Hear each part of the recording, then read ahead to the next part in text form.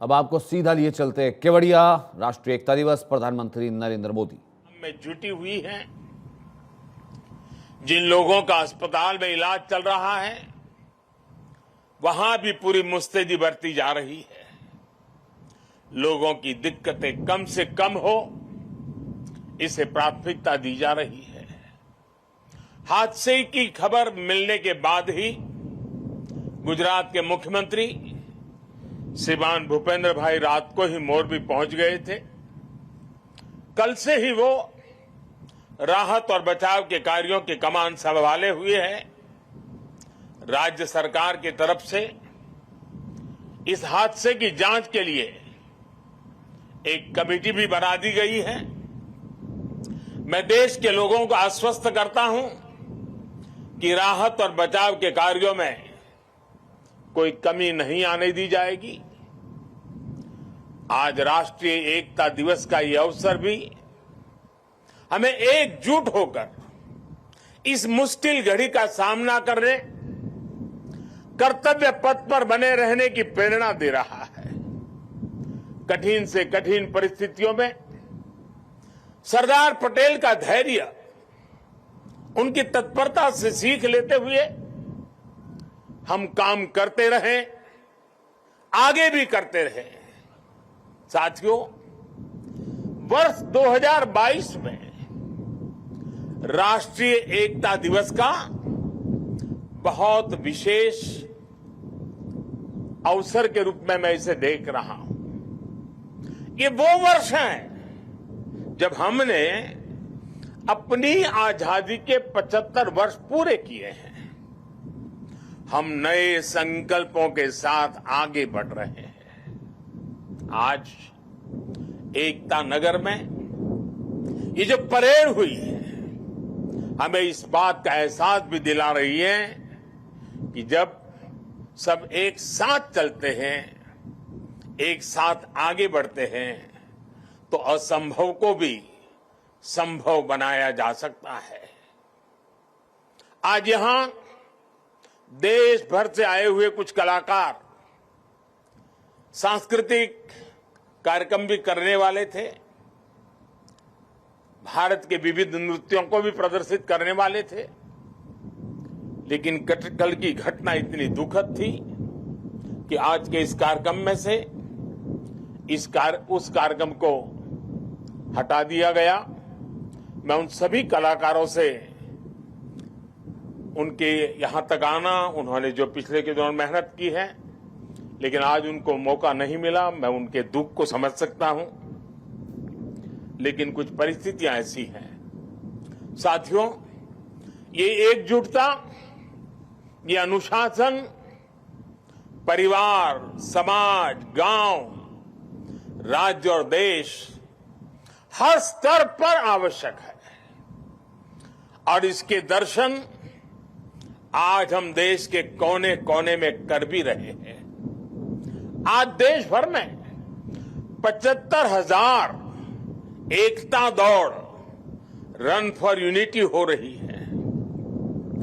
लाखों लोग जुड़ रहे हैं। देश का जन जन लौह पुरुष सरदार वल्लभ भाई पटेल की संकल्प शक्ति से प्रेरणा ले रहा है। आज देश का जन जन अमृत काल के पंच प्राणों को जागृत करने के लिए, राष्ट्र की एकता और अखंडता के लिए संकल्प ले रहा है। साथियों, राष्ट्रीय एकता दिवस ये अवसर केवड़िया एकता नगर की ये धरती और स्टैच्यू ऑफ यूनिटी हमें निरंतर ये एहसास दिलाते हैं कि आजादी के समय अगर भारत के पास सरदार पटेल जैसा नेतृत्व न होता तो क्या होता? क्या होता अगर 550 से ज्यादा रियासतें एकजुट नहीं हुई होती? क्या होता अगर हमारे ज्यादातर राजे रजवाड़े त्याग की पराकाष्ठा न दिखाते, मां भारती में आस्था न दिखाते, आज हम जैसा भारत देख रहे हैं हम उसकी कल्पना भी नहीं कर सकते थे। एक कठिन कार्य, ये असंभव कार्य सिर्फ और सिर्फ सरदार पटेल ने ही सिद्ध किया। साथियों, सरदार साहब की जन्म जयंती और राष्ट्रीय एकता दिवस ये हमारे लिए केवल तारीख भर नहीं है, ये भारत के सांस्कृतिक सामर्थ्य का एक महापर्व भी है। भारत के लिए एकता कभी भी विवशता नहीं रही है।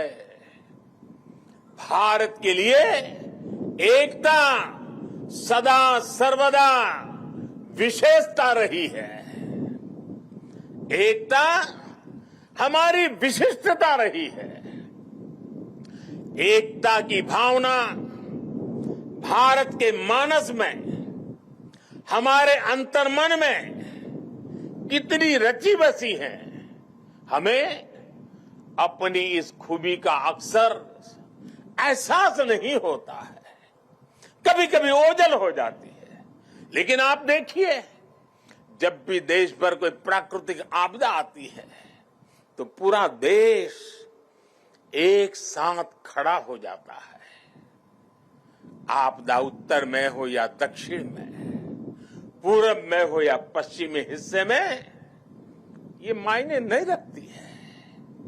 पूरा भारत एकजुट होकर सेवा, सहयोग और संवेदना के साथ खड़ा हो जाता है। कल ही देख लीजिए ना, मोरबी में हादसा हुआ, उसके बाद हर एक देशवासी हादसे का शिकार हुए लोगों की सुरक्षा के लिए प्रार्थना कर रहा है। स्थानीय लोग हादसे की जगह पर अस्पतालों में हर संभव मदद के लिए खुद आगे आ रहे हैं। यही तो एकजुटता की ताकत है। कोरोना का इतना बड़ा उदाहरण भी हमारे सामने है। ताली थाली की भावनात्मक एकजुटता से लेकर राशन, दवाई और वैक्सीन के सहयोग तक देश एक परिवार की तरह आगे बढ़ा।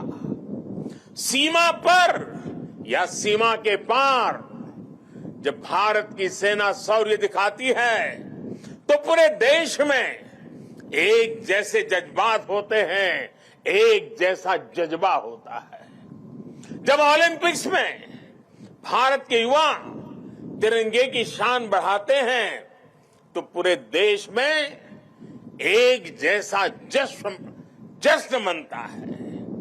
जब देश क्रिकेट का मैच जीतता है तो देश में एक जैसा जुनून होता है। हमारे जश्न के सांस्कृतिक तौर तरीके अलग अलग होते हैं, लेकिन भावना एक जैसी ही होती है। देश की ये एकता, ये एकजुटता, एक दूसरे के लिए अपनापन, ये बताता है कि एक राष्ट्र के रूप में भारत की जड़ें कितनी गहरी है। और साथियों, भारत की यही एकता हमारे दुश्मनों को खटकती है।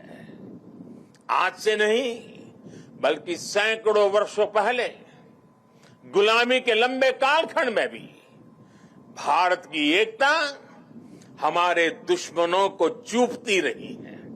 इसलिए गुलामी के सैकड़ों वर्षों में हमारे देश में जितने भी विदेशी आक्रांता आए, उन्होंने भारत में विभेद पैदा करने के लिए हर मुमकिन कोशिश की। उन्होंने भारत को बांटने के लिए, भारत को तोड़ने के लिए सब कुछ किया। हम फिर भी उसका मुकाबला कर सके क्योंकि एकता का अमृत हमारे भीतर जीवंत था, जीवंत धारा के रूप में बह रहा था। लेकिन वो कालखंड लंबा था। जो जहर उस दौर में घोला गया, उसका नुकसान देश आज भी भुगत रहा है। इसलिए ही हमने बंटवारा भी देखा और भारत के दुश्मनों को उसका फायदा उठाते भी देखा। इसलिए हमें आज बहुत सावधान भी रहना है। अतीत की तरह ही भारत के उत्कर्ष और उत्थान से परेशान होने वाली ताकतें आज भी मौजूद है। वो आज भी हमें तोड़ने की, हमें बांटने की हर कोशिश करती है। हमें जातियों के नाम पर लड़ाने के लिए तरह तरह के नैरेटिव गढ़े जाते हैं। प्रांतों के नाम पर हमें बांटने की कोशिश होती है। कभी एक भारतीय भाषा को दूसरी भारतीय भाषा का दुश्मन बनाने के लिए कैंपेन चलाए जाते हैं। इतिहास को भी इस तरह पेश किया जाता है ताकि देश के लोग जुड़े नहीं बल्कि एक दूसरे से दूर हो। और भाइयों बहनों, इसे एक और बात हमारे लिए ध्यान रखनी आवश्यक है। ये जरूरी नहीं है कि देश को कमजोर करने वाली ताकत हमेशा हमारे खुले दुश्मन के रूप में ही आए। कई बार ये ताकत गुलामी की मानसिकता के रूप में हमारे भीतर घर कर जाती है। कई बार ये ताकत हमारे व्यक्तिगत स्वार्थों के जरिए सेंधमारी करती है। कई बार ये तुष्टीकरण के रूप में, कभी परिवारवाद के रूप में, कभी लालच और भ्रष्टाचार के रूप में दरवाजे तक दस्तक दे देती है, जो देश को बांटती और कमजोर करती है। लेकिन हमें उन्हें जवाब देना होगा। हमें जवाब देना होगा भारत मां के एक संतान के रूप में। हमें जवाब देना होगा एक हिंदुस्तानी के रूप में। हमें एकजुट रहना होगा, एक साथ रहना होगा। विभेद के जहर का जवाब हमें एकता के इसी अमृत से देना है। यही नए भारत की ताकत है। साथियों, आज राष्ट्रीय एकता दिवस पर मैं सरदार साहब द्वारा हमें सौंपे दायित्व को फिर दोहराना चाहता हूं। उन्होंने हमें ये जिम्मेदारी भी दी थी कि हम देश की एकता को मजबूत करें। एक राष्ट्र के तौर पर देश को मजबूत करें।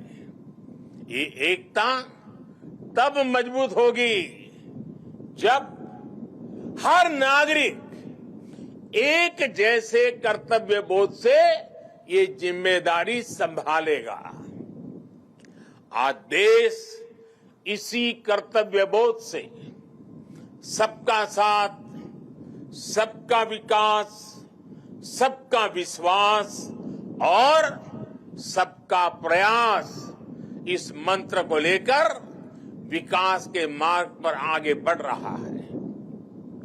आज देश में हर कोने में, हर गांव में, हर वर्ग के लिए और हर व्यक्ति के लिए बिना भेदभाव के एक जैसी नीतियां पहुंच रही है। आज अगर गुजरात के सूरत में सामान्य मानवी को मुफ्त वैक्सीन लग रही है, तो अरुणाचल के सियांग में भी उतनी ही आसानी से मुफ्त वैक्सीन उपलब्ध है। आज अगर एम्स गोरखपुर में है, तो बिलासपुर, दरभंगा और गुवाहाटी और राजकोट समेत देश के दूसरे शहरों में भी है। आज एक और तमिलनाडु में डिफेंस कॉरिडोर बन रहा है, तो उत्तर प्रदेश में भी डिफेंस कॉरिडोर का काम तेजी से आगे बढ़ रहा है। आज नॉर्थ ईस्ट की किसी रसोई में खाना बन रहा हो या तमिलनाडु की किसी सम्मियल अरई में खाना बन रहा हो, भाषा भले अलग हो, भोजन भले अलग हो, लेकिन माताओं बहनों को धुएं से मुक्ति दिलाने वाला उज्ज्वला सिलेंडर हर जगह है। हमारी जो भी नीतियां हैं, सबकी नीयत एक ही है, आखिरी पायदान पर खड़े व्यक्ति तक पहुंचना, उसे विकास की मुख्य धारा से जोड़ना। साथियों, हमारे देश के करोड़ों लोगों ने दशकों तक अपनी मौलिक जरूरतों के लिए भी लंबा इंतजार किया है। बुनियादी सुविधाओं के बीच की खाई जितनी कम होगी, उतनी ही एकता भी मजबूत होगी। इसलिए आज देश में सैचुरेशन के सिद्धांत पर काम हो रहा है। लक्ष्य ये कि हर योजना का लाभ हर लाभार्थी तक पहुंचे। इसलिए आज housing for all, digital connectivity for all, clean cooking for all, electricity for all, ऐसे अनेक अभियान चलाए जा रहे हैं। आज 100% नागरिकों तक पहुंचने का ये मिशन केवल एक जैसी सुविधाओं का ही मिशन नहीं है। ये मिशन एकजुट लक्ष्य, एकजुट विकास और एकजुट प्रयास का भी मिशन है। आज जीवन की मौलिक जरूरतों के लिए 100% कवरेज देश और संविधान में सामान्य मानवी के विश्वास का माध्यम बन रहा है। ये सामान्य मानवी के आत्मविश्वास का माध्यम बन रहा है। यही सरदार पटेल के भारत का विजन है, जिसमें हर भारतवासी के लिए समान अवसर होंगे, समानता की भावना होगी। आज देश उस विजन को साकार होते देख रहा है। साथियों, बीते 8 वर्षों में देश ने हर उस समाज को प्राथमिकता दी है जिसे दशकों तक उपेक्षा का शिकार होना पड़ा था। इसलिए देश ने आदिवासी के गौरव को याद करने के लिए जनजातीय गौरव दिवस मनाने की परंपरा शुरू की। देश के कई राज्यों में आदिवासी स्वातंत्र संग्राम में उनकी भूमिका, उसको लेकर के म्यूजियम भी बनाए जा रहे हैं। कल मैं यहां मानगढ़ जाने वाला हूं, उसके बाद मैं जाबूगोड़ा भी जाऊंगा। मेरा देशवासियों से आग्रह है कि मानगढ़ धाम और जाबूगोड़ा के इतिहास को भी जरूर जानें। विदेशी आक्रांतों द्वारा किए गए कितने ही नरसंहारों का सामना करते हुए हमें आजादी मिली है। आज की युवा पीढ़ी को ये भी सब जानना बहुत आवश्यक है, तभी हम आजादी की कीमत भी समझ पाएंगे, एकजुटता की कीमत भी जान पाएंगे। साथियों, हमारे यहां कहा भी गया है, ऐक्यम बलम समाजस्य तद्भावे स दुर्बलः तस्मात् ऐक्यम प्रशंसन्ति दृढ़म राष्ट्र हितैषिण। अर्थात किसी भी समाज की ताकत उसकी एकता होती है। इसलिए मजबूत राष्ट्र के हितैषी एकता की इस भावना की प्रशंसा करते हैं, उसके लिए प्रयास करते हैं। इसलिए देश की एकता और एकजुटता हम सबका सामूहिक दायित्व है। ये एकता नगर भारत का एक ऐसा मॉडल शहर विकसित हो रहा है जो देश ही नहीं बल्कि पूरी दुनिया में अभूतपूर्व होगा। लोगों की एकता से, जन भागीदारी की शक्ति से विकसित होता एकता नगर आज भव्य भी हो रहा है और दिव्य भी हो रहा है। स्टैच्यू ऑफ यूनिटी के रूप में दुनिया की सबसे विशाल प्रतिमा की प्रेरणा हमारे बीच में है। भविष्य में एकता नगर भारत का एक ऐसा शहर बनने जा रहा है जो अभूतपूर्व भी होगा और विश्वसनीय भी होगा। जब देश में पर्यावरण की रक्षा के लिए किसी मॉडल शहर की बात होगी, एकता नगर का नाम आएगा। जब देश में बिजली बचाने के वाले एलईडी प्रकाशित किसी मॉडल शहर की बात होगी, सबसे पहले एकता नगर का नाम आएगा। जब देश में सोलर पावर से चलने वाले क्लीन ट्रांसपोर्ट सिस्टम की बात आएगी, तो सबसे पहले एकता नगर का नाम आएगा। जब देश में पशु पक्षियों के संरक्षण की बात होगी, विभिन्न प्रजातियों के जीव जंतुओं के संरक्षण की बात होगी, तो सबसे पहले एकता नगर का नाम आएगा। कल ही मुझे यहां मियावाकी फॉरेस्ट और मेज गार्डन का लोकार्पण करने का अवसर मिला है। यहां का एकता मॉल, एकता नर्सरी, विविधता में एकता को प्रदर्शित करने वाला विश्व वन, एकता फेरी, एकता रेलवे स्टेशन, ये सारे उपक्रम राष्ट्रीय एकता को मजबूत करने की प्रेरणा है। अब तो एकता नगर में एक और नया सितारा भी जुड़ने जा रहा है। आज मैं इस बारे में भी आपको बताना चाहता हूं।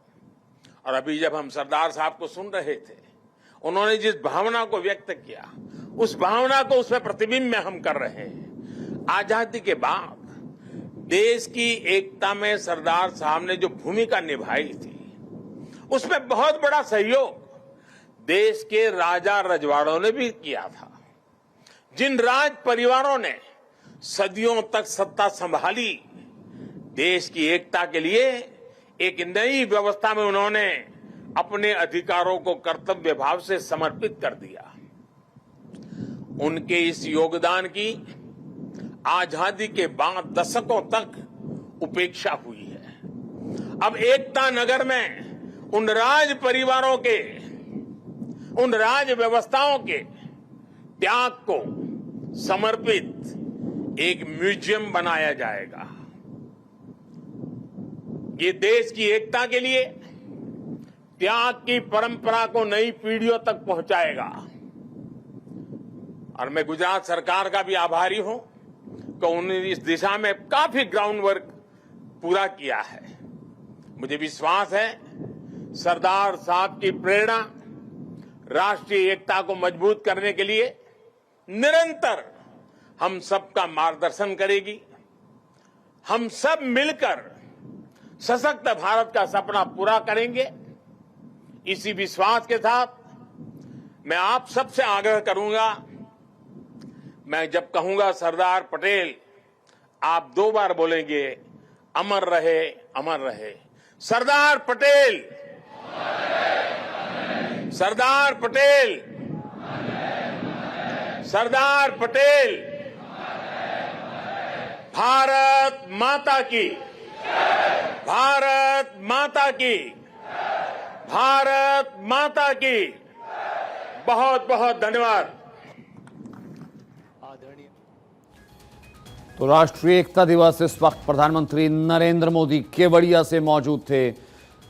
सबसे पहले राष्ट्रीय एकता की शपथ दिलाई और राष्ट्र को एक करने का अगर किसी से रह जाता है तो आज हम एक साथ हैं, एकजुट हैं, तो वो पटेल के कारण, पटेल की प्रतिमा के सामने पटेल को नमन किया। राष्ट्रीय एकता दिवस तमाम सांस्कृतिक कार्यक्रम भी थे हालांकि, लेकिन उन सांस्कृतिक कार्यक्रमों को फिलहाल रद्द करना पड़ा। प्रधानमंत्री ने अपने भाषण की शुरुआत मोरबी हादसे में जिन लोगों ने अपनी जान गंवाई है उनको श्रद्धांजलि देने के साथ की कि सभी को बिना भेदभाव के, साथ ही साथ ये भी बताया कि आज हम एकजुट हैं तो हम पटेल की वजह से हैं। इस कारण से हम देश में विकास कर पा रहे हैं।